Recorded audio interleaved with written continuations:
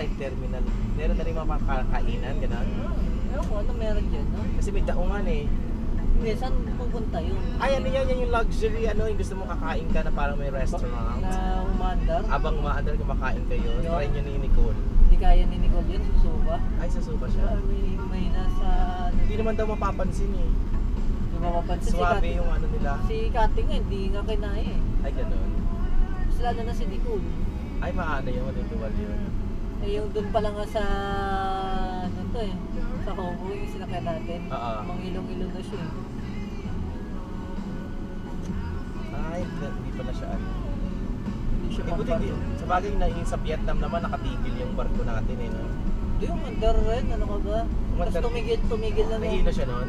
Tumigil lang yun nung punta tayo ng, ano to, yung Halong Bay. Oo. Ay, ano, resort. Yung tumalon-talon pa tayo. Oo, kayo, nag-dive kayo, di ba? Malalim mo yun nung nag-dive kayo? Hindi ka nga pala nakatalon, no? Hindi mo na ko marunong tumangoy. Diyos ko, totoo na nakuha na namin. May visa na ka. Ako, may visa ka na, Day. Eh ano, si Ate Mel, kinokontak na si Kami Jo Shacho. Yung pinaka-shacho niya talaga. Para ipadala na yung pang-ticket mo. At saka yung mga advance chuchu-chuchu. Uy, dalawin mo naman si Mean. Asa Laguna ka ba? Caloocan. Sino? Ay wala na, iba na yung ano niya. Iba na yung number niya, yung dati pa siguro yung tinetext mo. I-text ko sa iyo yung bago pala kasi nawala na yung dati niya. Nasira na yata yung SIM, oo. Kaya may bago siya, text ko sa iyo.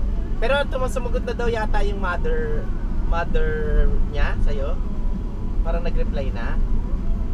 Hello. Hello?